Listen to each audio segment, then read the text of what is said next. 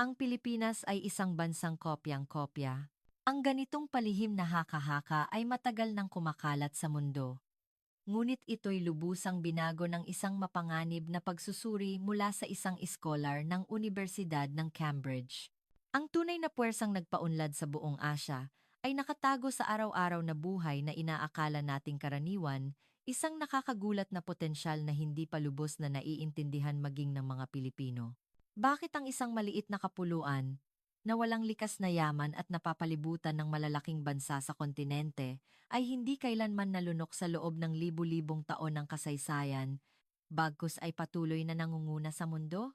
Kapag nalaman mo ang sagot, tiyak na makadarama ka ng matinding pagmamalaki sa pagiging isang Pilipino. Ang nakakagulat na katotohanang ibinunyag sa publiko, sinira ang tabing ng mga haka-haka. Ang mapagpasyang sandali kung kailan nagbago ng 180 degrees ang pananaw ng mundo at nagbigay pugay sa Pilipinas, ay ilalahad namin ngayon.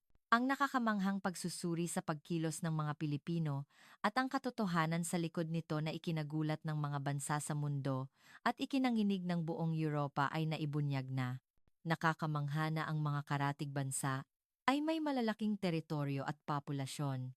Ngunit may mas matibay pang katotohanan. Bakit ang kapuluan na ito ay nakapagpaunlad ng sarili nitong kultura sa tabi ng malalaking bansa at naging nangunguna sa mundo? Tuklasin natin ang katotohanan na naibunyag sa gitna ng matinding pagtatalo ng dalawang iskolar at ang kahulugan ng lahat ng ito sa pamamagitan ng isang kabanata. Bago iyon, pakipindot muna ang like button na maaari mong pindutin sa isang segundo. Malaking tulong ito sa paggawa ng video. Kaya simulan na natin kaagad ang pangunahing bahagi. Kumusta? Ako si Taylor Tucker, isang mananaliksik ng Araling Timog Silangang Asya sa Unibersidad ng Cambridge. Ngayon, ibabahagi ko sa inyo ang nakakagulat na karanasan ko sa Pilipinas at ang kultural na sikreto na aking natuklasan doon. Ang una kong pagkahilig sa Pilipinas ay nagsimula noong nag-aaral ako ng graduate school nang makakita ako ng isang kasaysayan ng Pilipinas. Naaalala ko na labis akong humanga sa matatag na diwa ng mga Pilipino na pinanatili ang kanilang kultura sa kabila ng walang tigil na kahirapan at kalamidad. Sa matagal na pag-aaral ko ng kultura ng Timog Silangang Asya sa unibersidad, lalo akong naakit sa natatanging aspeto ng Pilipinas. Ang labis na nakagugulat ay ang kahanga-hangang hindi pagkakapare-pareho sa pagitan ng geograpikal na laki ng Pilipinas at ang mga tagumpay na kanilang nakamit. Ang mga karatig bansa ay may mas malalaking lupain at populasyon. Sa ganitong limitadong kondisyon sa yaman, paano nagawang magkaroon ng Pilipinas ng isang matibay na kultural na identidad at pandaigdigang impluwensiya? Gusto kong malaman ang sikreto nito. Ang Pilipinas ay isang kapuluan na matatagpuan malapit sa kontinente, ngunit tila ang mismong kapaligiran na ito ang naging puwersa upang mapaunlad ang mas matibay na pagka-orihinal at pagkamalikhain. Habang lalo kong sinasaliksik, lalo akong nagkaroon ng matinding pagnanais na malaman kung gaano kahanga-hanga ang Pilipinas kumpara sa mga karatig bansa at kung ano ang dahilan. Nagpasya akong mag-aral doon sa loob ng isang taon at tumungo sa Maynila. Sa unang araw ko sa Maynila, ang umapaw na enerhiya na mararamdaman mula sa Ninoy Aquino International Airport, NAIA, ay parang humihinga ang buong siyudad. Ang tanawin ng mga modernong gusali na nagsasama-sama ng mahusay sa mga lumang tradisyon at kolonyal na arkitektura, isang bagay na lubusang iba sa sinaunang campus ng Britanya, ay nagpapakita ng kalakasan ng Pilipinas. Nagkaroon ako ng pakiramdam na may matutuklasan akong talagang kakaiba rito. Makalipas ang halos isang buwan sa Pilipinas, ginanap ang isang komperensiya tungkol sa Comparative Cultural Studies sa Unibersidad ng Pilipinas. Sakto ito sa paksa ng aking pananaliksik, at nagpapasalamat ako na naging isa ako sa mga tagapagsalita. Doon ko unang nakilala ang isang propesor. Ang kaniyang presentasyon ay talagang nakakagulat. Tila hindi siya nagdududa na ang kultura ng Pilipinas ay resulta lamang ng impluwensiya ng mga karatig bansa at ng mga sumakop. Ang karamihan sa kultura ng Pilipinas ay nabuo sa ilalim ng impluwensiya ng Espanya, Amerika, at Sina. Ang Baroque na arkitektura ng ating mga simbahan ay imitasyon lamang ng mga disenyong Europeo. Ang mga jeepney ay mga recycled na sasakyan militar ng Amerika. Maging ang sikat na Pinoy pop ay hango lamang sa Western at Korean pop. Ang ating wika, ang Tagalog, ay puno ng hiram na salita. Ito'y pagbabago lamang ng dayuhang impluwensiya. Habang patuloy siyang nagsasalita, ang bulwagan ay napuno ng malamig na katahimikan. Ang mga Pilipinong iskolar ay tila nagpipigil ng galit sa loob, ngunit walang nagbukas ng bibig. Ang propesor, hindi pinansin ang katahimikan ng mga iskolar, ay isa-isang tinanggihan ang mga makasaysayang tagumpay ng Pilipinas.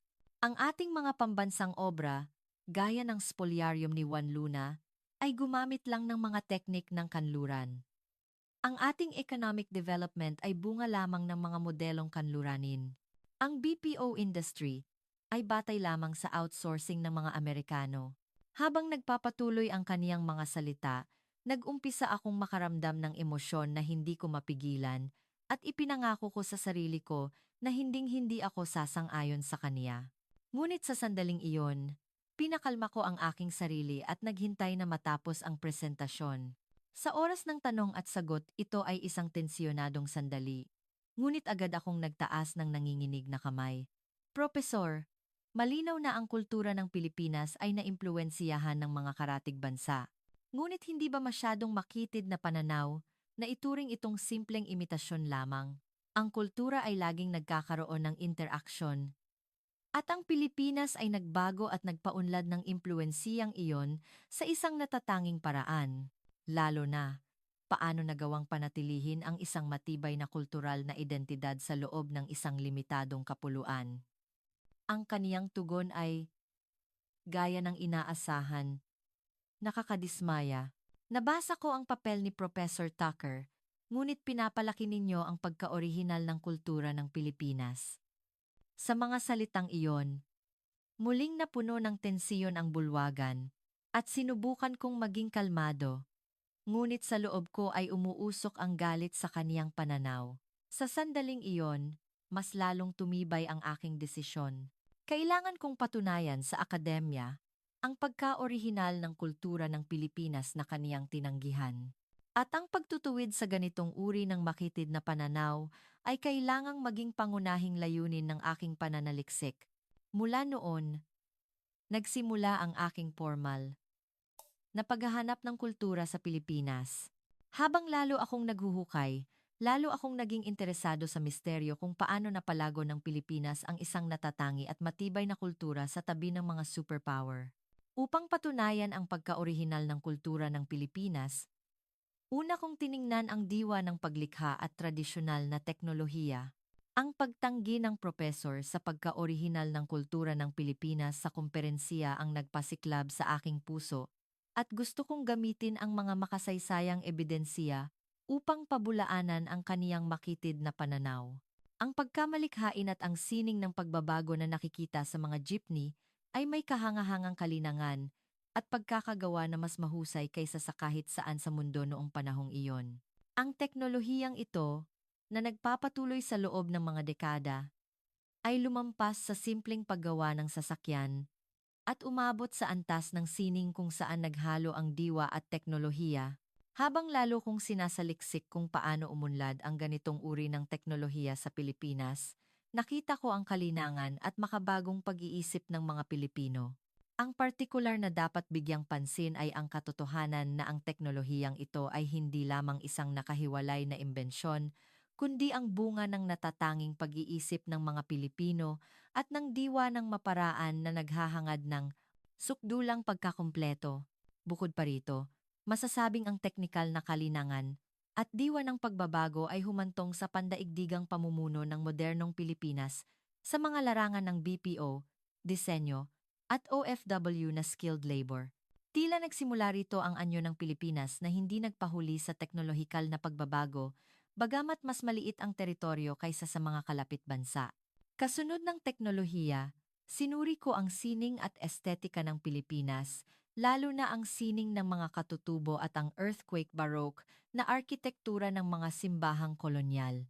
Upang kumpirmahin ang katotohanan ito, paulit-ulit kong binisita ang mga museo at makasaysayang simbahan sa Pilipinas. Nagbigay sa akin ng matinding pagkamangha ang Pambansang Museo ng Pilipinas. Ang tanawin ng maraming tao na tahimik at seryosong nagmamasid sa koleksyon ng world class ay nakakaengganyo. Ang ganitong kultural na lalim, na hindi makikita sa ibang bahagi ng mundo, ay nagpapakita kung gaano kamahal at ipinagmamalaki ng mga Pilipino ang kanilang pamana. Kahanga-hanga ang mismong museo, ngunit ang kapaligiran ng exhibition space ay marangya at maliwanag, na parang naglalakad sa isang sopistikadong espasyo. Ang espasyo kung saan ipinakita ang mga pambansang kayamanan ay talagang espesyal. Pagkatapos dumaan sa madilim na pasilyo, lumitaw ang mga obra na nililiwanagan ng ilaw. At pagliko, ang anyo ng mga obra, gaya ng retablo ng San Agustin Church o ang Spoliarium ni Luna, ay hindi mailarawan sa salita ang kagandahan. Salamat sa disenyo ng espasyo na nagpapahintulot na makita ito ng 360 degrees, na enjoy ko ng husto ang tunay na halaga nito nang walang anumang sagabal.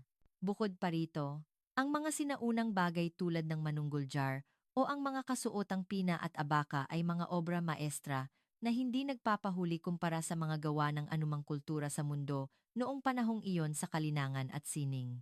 Ang mga dinamikong guhit na naglalarawan ng kalikasan at kosmos na nakaukit sa mga jar ay nagpakita ng pananaw sa mundo at artistikong kakayahan ng mga sinaunang Pilipino. Sa museo, nakita ko rin ang iba't ibang tradisyonal na pottery, ang malalaking religious painting na ipinakita sa gitna ng gusali, mga watercolor painting na naglalarawan ng mga bundok at dagat, at marami pa. Bukod pa rito, ang mga sikat na folk dance na nagpapakita ng sinaunang kasaysayan at ang detalyadong relief na naglalarawan ng pang-araw-araw na buhay, at ang karako na manika na ginawa ng mas maaga kaysa sa kanluran puno ito ng mga pasyalan.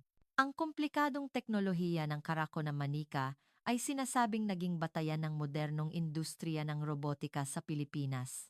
Sa pagsusuri sa mga artifacts na ito kumpara sa kultural na pamana ng mga karatig bansa, nakumpirma ko ang katotohanan na ang kultura ng Pilipinas ay hindi lamang naimpluwensiyahan ng mga kalapit bansa, kundi nagpaunlad ng sarili nitong estetika at teknikal na kakayahan. Kahanga-hanga na sa kasaysayan, kung saan maraming kultural na pamana ang nawasak sa maraming bansa, pinananatili ng Pilipinas ang sarili nitong kultural na pamana sa gitna ng maraming digmaan at pagsubok. Kung ang kultura ng Pilipinas ay simpleng pagbabago lamang ng kultura ng kontinente, tulad ng sinasabi ng propesor, bakit mayroon itong natatangi at mataas na antas ng sining? Ang kaniyang pahayag ay malinaw na batay sa makitid na pananaw.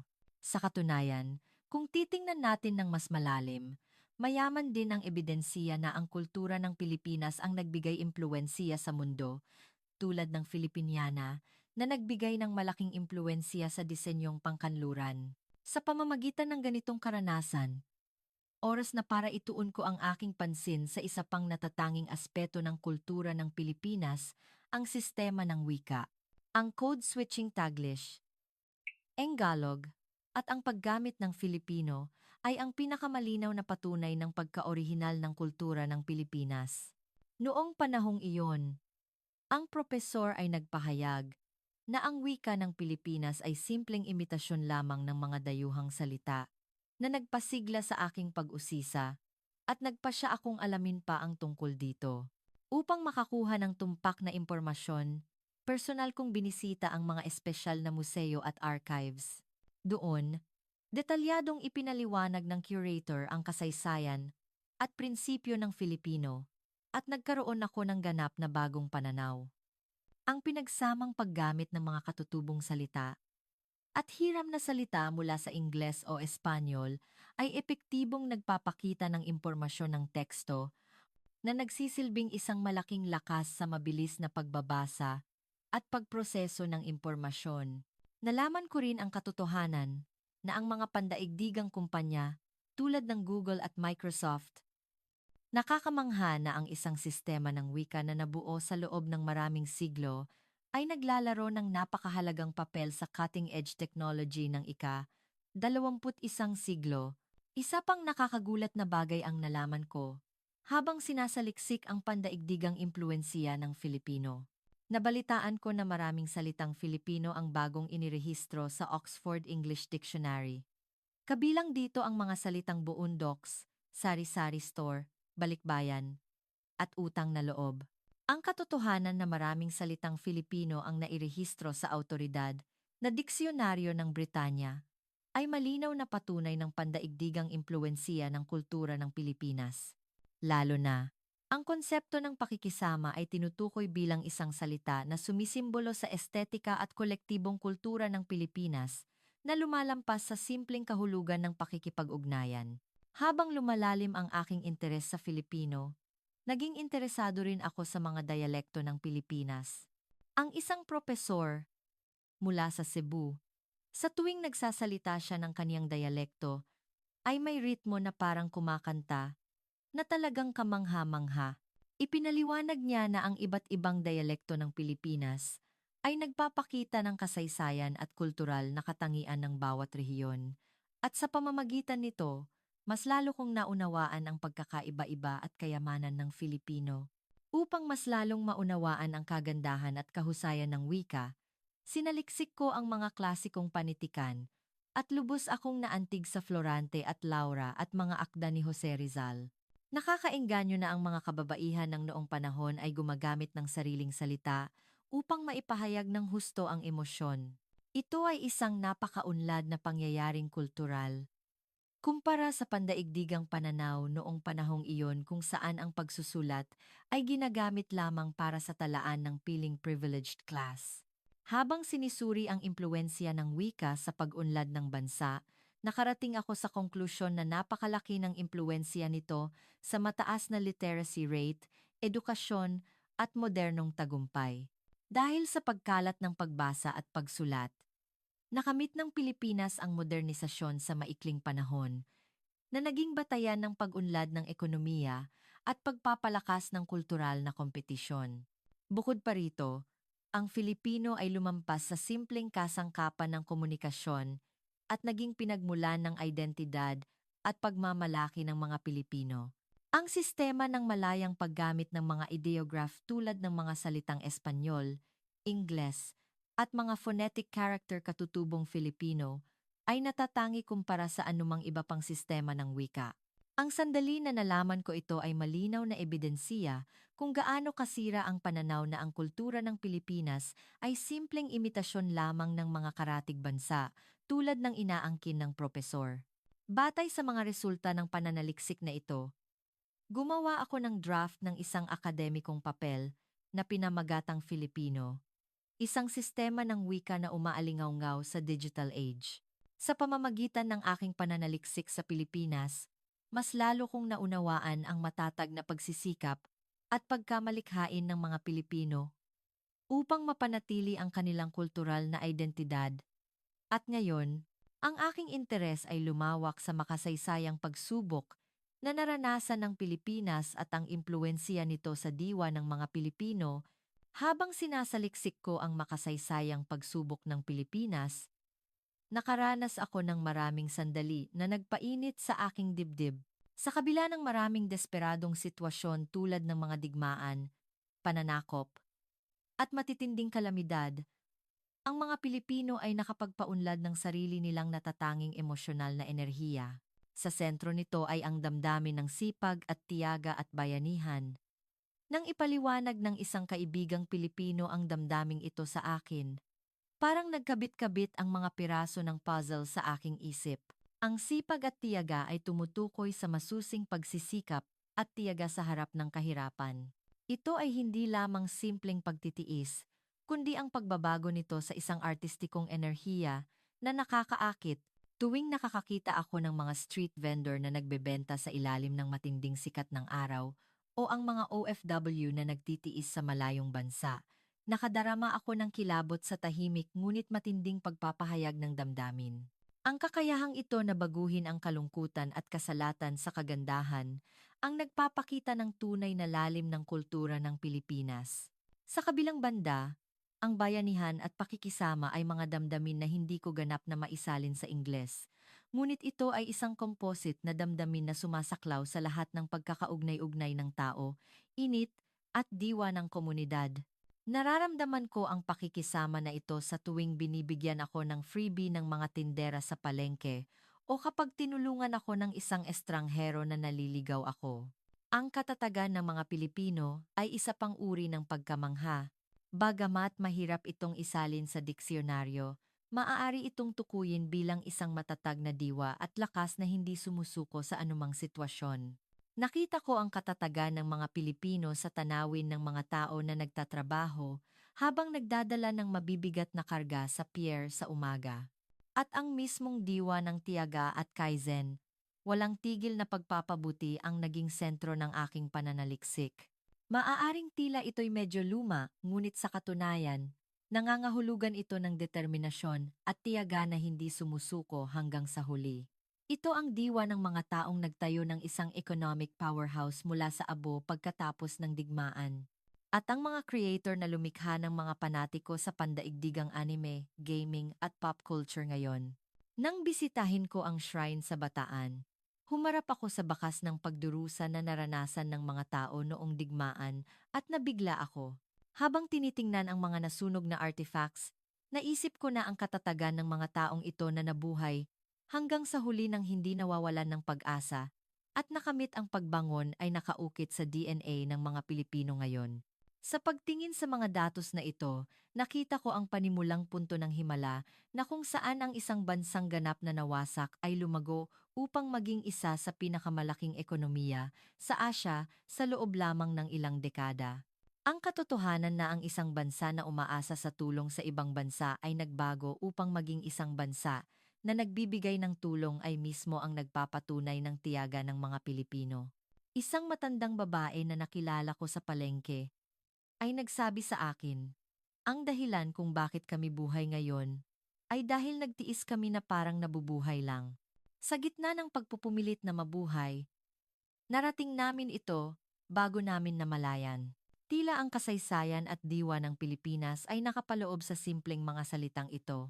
Nakakamangha na bihira ang mga kaso sa mga bansa sa mundo na nakamit ang demokrasya at pag-unlad ng ekonomiya nang sabay-sabay mula sa pagkasira ng digmaan sa maikling panahon tulad ng Pilipinas. At naniniwala ako na sa likod ng tagumpay na ito ay walang dudang may natatanging diwa ang mga Pilipino.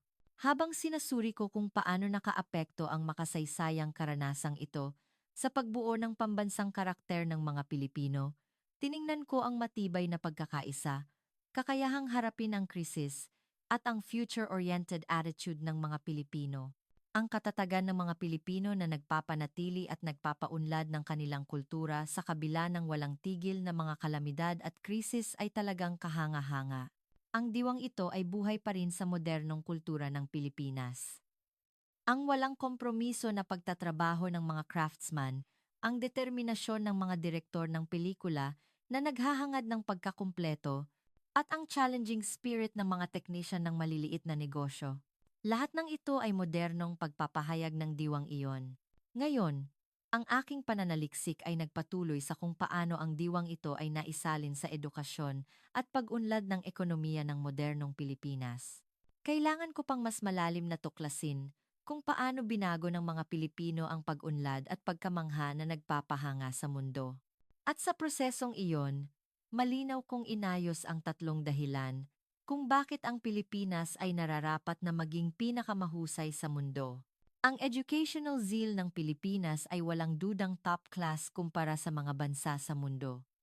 Ang katotohanan na ang literacy rate ay halos 100% ay nagpapatunay dito. Ngunit hindi lamang ito isang estatistika, kundi ang nakakabagbag damdaming kwento sa likod nito ang mas lalong nagpaantig sa akin. Ang pinaka-nakakaengganyo ay ang sakripisyo ng nakaraang henerasyon na isinakripisyo ang lahat para sa edukasyon ng kanilang mga anak sa gitna ng kahirapan pagkatapos ng digmaan. Ang volunteer work sa isang nursing home na dinaluhan ko, kasama ang isang propesor sa UP, ay nagbigay sa akin ng mas malalim na pag-unawa sa edukasyon ng Pilipinas. Doon, may isang lola na mahigit 80 taong gulang ang nagkuwento ng kaniyang kuwento. Pinag-aral ko ang 3 kong anak sa kolehiyo ng walang pera. Nagbebenta ako ng gulay sa palengke ng maaga sa umaga at naghuhugas ng pinggan sa gabi kahit halos mabali na ang aking likod. Ngunit ngayon, lahat ng aking mga anak ay namumuhay ng maayos. Iyon ang kabuluhan ng aking buhay. Habang hinahawakan ko ang kaniyang magaslaw na kamay, naramdaman ko ang puwersa na nagdala sa economic boom ng Pilipinas mula sa kaniyang kamay. Karamihan sa mga matatanda na nakilala ko sa nursing home ay mas masaya na pag-usapan ang mga tagumpay ng kanilang mga anak kaysa sa kanilang sariling mahirap na buhay. Bagamat hindi kami nagkakaintindihan sa salita, ang pagmamalaki na nararamdaman sa kanilang mga mata tuwing ipinapakita nila ang mga larawan ng kanilang mga anak ay mas malakas kaysa sa anumang wika. Isang lolo ang mahigpit na humawak sa aking kamay at kinuha ang luma niyang wallet mula sa bulsa at isa-isang ipinakita ang mga larawan ng kaniyang mga anak at apo. Sa huli, itinuro niya ang larawan ng apo niyang may PhD at lumuha. Kahit hindi kami nag-uusap, sa sandaling iyon, naramdaman ko sa aking buong katawan ang lalim ng sakripisyo at simbuyo ng damdamin para sa edukasyon ng mga Pilipino na nagpatuloy sa paglipas ng mga henerasyon. Ang maliliit na pag-uusap na ginawa ko habang minamasahe ang balikat ng mga matatanda at inaalalayan sila habang naglalakad sa volunteer work ay nagbigay ng buhay na katotohanan sa aking pananaliksik. Pagkatapos magpaalam sa mga matatanda at magkaroon ng makabuluhang oras, umalis kami sa pasilidad. Habang sinasaliksik ko ang mabilis na pag-unlad ng ekonomiya at teknolohiya ng Pilipinas sa aking research lab, mas lalo akong naantig sa kwento ng tao na nakatago sa likod nito. Ang pagbangon na tinatawag na Asian Miracle ay hindi lamang tagumpay ng simpleng patakaran sa ekonomiya, kundi ang resulta ng pawis at luha ng maraming tao. Hindi na nakakagulat na ang pagbangon ng Pilipinas pagkatapos ng digmaan ay nakamit sa loob lamang ng ilang dekada. Sa paggawa ng sintesis ng mga resulta ng pananaliksik na ito, nagkaroon ako ng paniniwala na ang tagumpay ng Pilipinas ay hindi lamang dahil sa kapalaran o panlabas na kadahilanan. Ngayon, bilang huling yugto ng aking pananaliksik, oras na para ayusin ko ng sistematiko ang 3 pangunahing dahilan kung bakit ang Pilipinas ay nararapat na maging pinakamahusay sa mundo batay sa pagsusuring ito at magbigay ng pananaw sa hinaharap. Ang una ay ang diwa ng paglikha at makabagong pag-iisip. The spirit of creation and innovative thinking. Ang mga jeepney na nabubuhay at ang pina at abaka na tela na ginawa sa loob ng mga siglo ay nagpapakita ng matagal ng tradisyon ng teknikal na pagbabago ng mga Pilipino. Ang detalyadong teknikal na kalinangan at ang diwa ng maparaan na nagbibigay pansin sa mga detalye ay naging koneksyon sa modernong industriya ng semiconductor materials at precision machinery ng Pilipinas. Ang pagkabigla ko nang matuklasan ko ang katotohanan ito sa unang pagkakataon ay malinaw pa rin. Nakakamangha na ang pagbabago na nagbabago sa takbo ng kasaysayan ay patuloy na ipinamana sa kapuluan na ito. Ang propesor ay nagpahayag na ang modernong teknolohiya ng Pilipinas ay nagmula sa ibang bansa, ngunit malinaw na ipinakita ng makasaysayang ebidensiya na ang pagkamalikhain at teknikal na kalinangan ng mga Pilipino ay isang tradisyon na nagpapatuloy sa loob ng libu-libong taon. At ang ganitong tradisyon ang naging pundasyon ng pandaigdigang kompetisyon sa pagmamanupaktura ng modernong Pilipinas. Hindi ito simpleng imitasyon kundi resulta ng malikhaing pagbabago. Dito nakatago ang sikreto kung bakit ang Pilipinas ay may matinding bahagi sa pandaigdigang parts and materials market. Ito ay nasa sariling historical DNA ng mga Pilipino. Ang ikalawa ay ang linguistic fluidity at scientificity. Ang pagiging malawak at siyentipiko ng wika. Ang Filipino na gumagamit ng Tagalog, Ingles, at iba pang salita ay lumampas sa simpleng sistema ng pagsulat at naging isang makabagong sistema na epektibong nagpoproseso ng impormasyon. Ang kakayahang mabilis na tanggapin ang mga dayuhang salita sa pamamagitan ng code switching at Filipinization at gawin itong sariling salita, at ang kakayahang magpahayag ng maselang damdamin sa sariling wika. Ang ganitong uri ng hybrid thinking ay nagpapakita ng modernong fused thinking ng Pilipinas. Ang pagtuklas na ito ay nagbigay sa akin ng paghanga na lumampas sa pagkamangha. Bukod pa rito, ang Filipino ay naglalaro ng mahalagang papel sa digital age na mayaman sa bokabularyo at pagpapahayag. Dito rin nakasalalay ang dahilan kung bakit nag-aaral ang mga kumpanya sa buong mundo ng mga nilalaman at kultura ng Pilipinas. Ang katotohanan na ang isang kultura ng wika na inayos noong mahabang panahon ang nangunguna sa cutting-edge content industry ng 21 siglo ay malinaw na ebidensiya na nagpapakita ng pagkaunlad at pagiging makabago ng nine. Kultura ng Pilipinas. Tila ang Pilipinas ay may paningin sa hinaharap, maging sa wika. Ang ikatlo ay ang passion for education and diligence. Ang simbuyo ng damdamin para sa edukasyon at kasipagan. Ang edukasyon sa Pilipinas ay umunlad sa direksyon ng pagpapaunlad ng cooperation sa loob ng grupo at ang sense of responsibility ng individual na lumampas sa simpleng paglilipat ng kaalaman. At ang sigasig para sa panghabambuhay na pag-aaral ay matindi rin. Ang ganitong uri ng educational zeal ang pangunahing kadahilanan kung bakit mabilis na umunlad ang Pilipinas at ang dahilan kung bakit gustong mag-empleyo ng mga global company ng mga Pilipinong talento.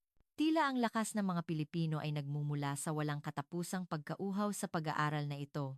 Lalo na sa modernong lipunan na mabilis magbago, ang mga Pilipinong talento na may basic knowledge at applied ability ay magiging mas mahalagang kompetisyon sa lipunan sa hinaharap.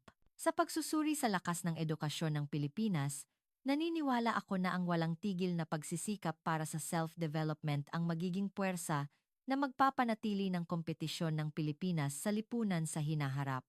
Dahil sa ganitong sistema, ang Pilipinas ay patuloy na nakakapaglabas ng mga champion sa bawat larangan. Sa pagsusuri sa tatlong factor na ito, dumating ako sa konklusyon na ang Pilipinas ay may sapat na potensyal upang mamuno sa mundo bilang isang cultural superpower at technological powerhouse. Ang paglikha, wika, kultura, at educational zeal ay mahalagang link na nagkokonekta sa nakaraan, kasalukuyan, at hinaharap ng Pilipinas, at natuklasan ko na ito ang pangunahing factor na nagpapatunay sa potensyal ng Pilipinas. Naniniwala ako na ang kinabukasan ng Pilipinas ay nagniningning ng husto sa tatlong factor na ito. Pagbalik ko sa Universidad ng Cambridge, plano kong ilathala ang aklat na pinamagatang mula sa diwa ng Pilipino tungo sa pandaigdigang pagbabago. From the Filipino Spirit to Global Innovation, batay sa mga resulta ng pananaliksik na ito. Sa aklat, lalatagan ko ang pagka-orihinal at kahusayan ng kultura ng Pilipinas sa pamamagitan ng objetibong makasaysayang at kultural na ebidensiya at sistematikong pabubulaanan ang mga pahayag ng mga iskolar na may makitid na pananaw tulad ng professor na iyon. Ang aking pananaliksik ay nagbigay ng pangangailangan na umalis sa pananaw na Western-centric at tingnan ang kultura ng Timog Silangang Asya mula sa mas balanseng pananaw. Lalo na, idiniin ko ang mensahe na kailangang iwanan ang lumang pananaw na tumitingin sa kultura ng Pilipinas bilang simpleng imitasyon lamang ng mga karatig bansa at kailangang kilalanin ang sariling natatanging halaga at kontribusyon ng Pilipinas. Ang bagong pananaw na ito ay unti-unting tinatanggap sa akademya at nagbukas ng isang bagong horizon ng Filipino studies. Ang isang taong pananaliksik sa Pilipinas ay lumampas sa simpleng akademikong karanasan para sa akin. Ito ay isang serye ng pagkamangha at kagalakan.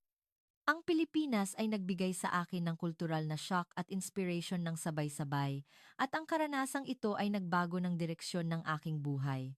Patuloy kong pag-aaralan ang potensyal at posibilidad ng Pilipinas, habang pinapanood ang Pilipinas na nangunguna sa entablado ng mundo. Maraming salamat sa pakikinig sa aking kwento hanggang sa huli. Paalam, mga kababayan. Outro, kumusta ang episode ngayon? Ang nakakagulat na katotohanan na natuklasan ni Professor Taylor Tucker ng Cambridge habang nag-aaral ng kultura ng Pilipinas. Hindi ba ito nakakaintriga? Ito ay isang kwento na nagbubunyag ng sikreto kung paano nagawang mapahanga ng Pilipinas ang mundo. Iwanan ang inyong mga iniisip sa section ng komento sa ibaba. At ibahagi ang nakakabagbag damdaming kuwentong ito sa mga tao sa paligid mo at makipag-usap sa kanila. Sa huli, ang subscribe at like na hindi magtatagal ng 1 segundo. Ang notification setting ay malaking tulong sa paggawa ng video. Ito ang door of emotion na naghahatid sa inyo ng katapatan ng may damdamin hanggang ngayon. Magkaroon kayo ng masayang araw ngayon.